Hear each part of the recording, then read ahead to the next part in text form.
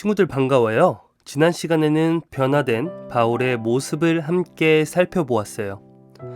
바울은 원래 그리스도인을 괴롭히던 사람이었죠. 그런 바울이 그리스도인을 잡으러 다메섹으로 가던 길에 예수님을 만나게 되었어요. 예수님을 만난 바울은 놀랍게 변화되어 평생 예수님을 전하는 복음 전도자로 살게 돼요. 바울은 전도자로서 많은 곳을 여행하며 복음을 전했는데요. 그럼 바울이 어떤 곳을 다니며 복음을 전했는지 한번 살펴볼까요? 바울은 3번에 걸쳐서 선교 여행을 했어요. 1차 선교 여행은 바나바와 함께 했는데 3년여에 걸쳐서 1차 선교 여행을 했어요. 바울과 바나바는 지도에 보이는 1차 선교 여행의 동선을 따라서 여러 지역을 다니며 교회를 세우고 이방인들에게 복음을 전했어요. 1차 선교여행을 마친 얼마 후 바울은 1차 선교여행 중에 개척했던 교회의 믿음을 확고히 하기 위해서 신라와 함께 2차 선교여행을 떠나요. 바울은 오늘날의 트리키에 지방인 소아시아에 이미 세워진 교회들을 돌아보고 선교하려 했어요. 하지만 드로아라는 곳에서 이곳으로 와서 우리를 도와라 라고 말하는 마케도니아인의 환상을 보게 되었어요. 마케도니아는 오늘날의 그리스 북쪽 지역이에요. 그러니까 유럽을 말해요. 오늘 본문의 배경인 빌립보는 마케도니아 지역에 있는 도시로 최초로 유럽 땅에 복음이 들어오게 된 지역이에요. 이렇게 긴 여정 속에서 바울과 실라는 빌립보에 도착하게 돼요. 그리고 그곳에서 엄청난 일들을 경험하게 돼요. 바울과 실라는 예수님을 전하다가 감옥에 갇히게 되었는데요. 감옥에 갇히게 된 바울과 실라, 그들의 선교 여행은 이렇게 막을 내려야 했을까요? 과연 그들에게 어떤 일들이 일어났는지 함께 플래시 성경 애니메이션을 보면서 확인해 보도록 해요.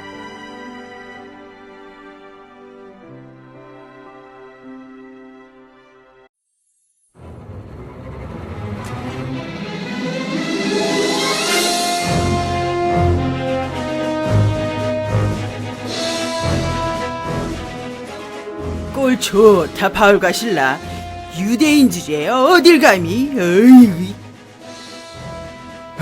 이자들을 이대로 뒀다간 우리 밥줄 끊기겠어. 빨리 감옥에 넘기든가 해야지 원. 에휴.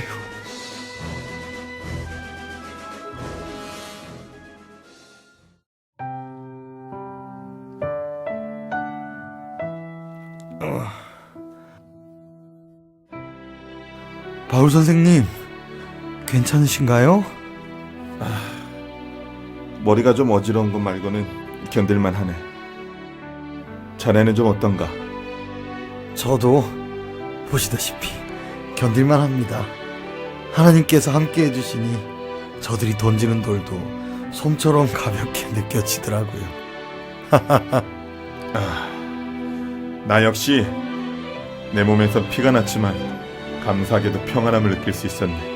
역시 우리와 함께 하시는 하나님을 찬양할 수밖에 없지. 안 그런가?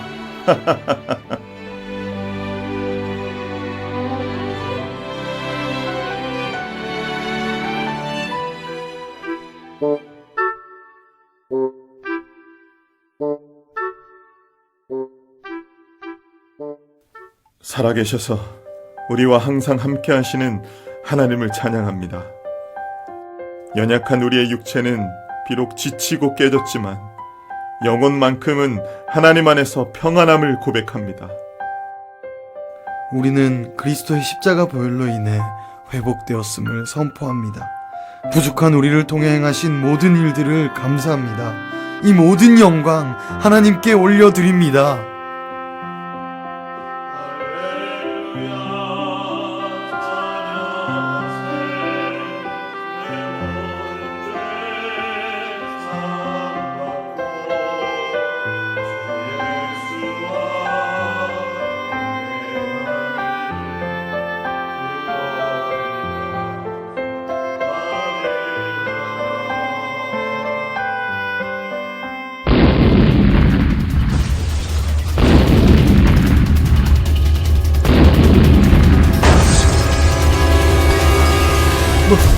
뭐지?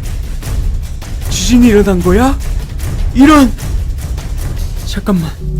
감옥 문이 이렇게 열렸는데 당연히 죄수들이 도망갔겠지? 이를 어쩐담. 큰일 났다. 이 사실이 위에 보고되면 나는 물론이고 내 가족들까지 목숨을 건지기 힘들 텐데 말도 안 돼. 에잇! 잠깐만! 이보시오. 우리는 도망가지 않았어. 그러니 당신 스스로를 해치지 마시오.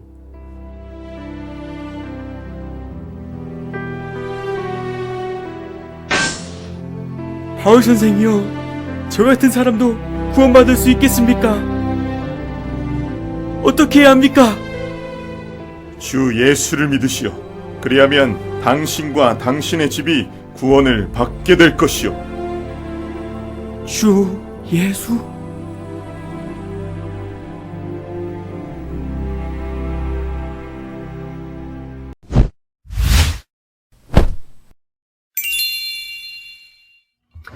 잘 보았나요? 우리가 영상에서 본 것처럼 바울과 실라는 감옥에 갇히게 되었어요. 그들이 왜 감옥에 갇히게 되었는지 알고 있나요? 그 이유는 빌립보에서 만난 노예 소녀에게서 귀신을 쫓아냈기 때문이에요. 귀신은 그 노예 소녀에게 예언하는 능력을 주었는데 그 노예 소녀의 주인들은 그 능력으로 수익을 얻고 있었어요.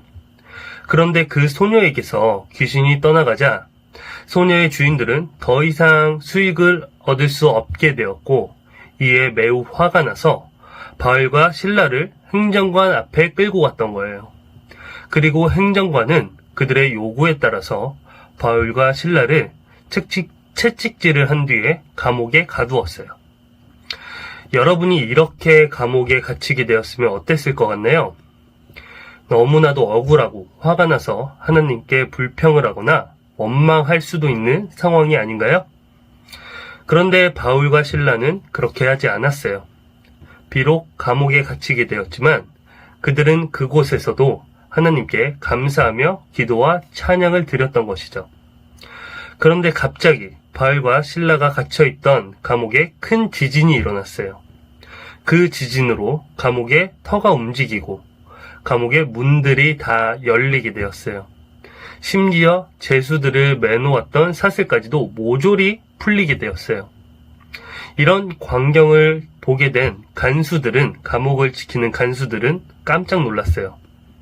간수는 감옥을 관리하는 사람이죠. 간수는 자기가 관리하는 감옥의 문이 다 열린 것을 보고 당연히 죄수들이 다 도망갔을 것이라고 생각을 했어요. 간수는 망연자실해서 스스로 목숨을 끊으려고 했어요. 감옥을 관리하지 못한 책임을 물어서 자신과 가족들까지 모두 목숨을 건지기 힘들 거라고 생각했기 때문이에요. 바로 그때 바울이 간수를 향해 우리가 도망가지 않았으니 당신 스스로 목숨을 해치지 마세요 라고 크게 소리질렀죠.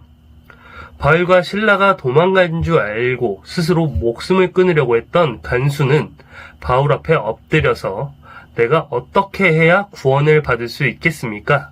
라고 물었어요. 그 질문에 바울은 이렇게 대답해요. 오늘 말씀 챈트를 함께 읽어볼까요? 이르되 주 예수를 믿으라. 그리하면 너와 내 집이 구원을 받으리라 하고. 누구를 믿으면 구원을 받는다고 했나요? 맞아요. 바로 바울은 예수님을 믿으면 구원을 얻을 수 있다고 말했어요. 그리고 간수와 그 집에 속한 모든 사람에게 복음을 전했어요. 그 결과 간수와 그의 온 가족들은 예수님을 믿게 되었고 모두 구원을 받을 수 있게 되었어요. 바울과 실라는 고난의 한가운데 있었어요. 억울하게 누명을 쓰고 감옥에 갇혀있는 상황이었어요. 그럼에도 바울과 실라는 하나님께 감사하며 찬양했어요.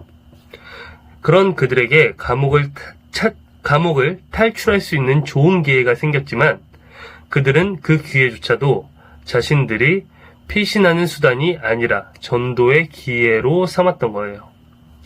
바울과 실라는 어떤 상황 속에서도 복음 증거의 사명을 잘 감당했어요. 하나님은 언제나 복음이 전해지기를 원하세요. 어떠한 상황에 처해 있든 복음을 전하기 원하세요. 바울과 실라는 이러한 하나님의 마음을 알았어요. 하나님이 자신들을 통해서 복음을 전하기 원하신다는 것을 알았던 거예요. 그래서 그들은 그 하나님의 말씀에 순종해서 복음을 전했어요. 복음을 전하면서 고난과 어려움을 겪게 되었지만 그것들도 하나님 계획 안에 있다고 믿으며 기도하고 찬송했어요.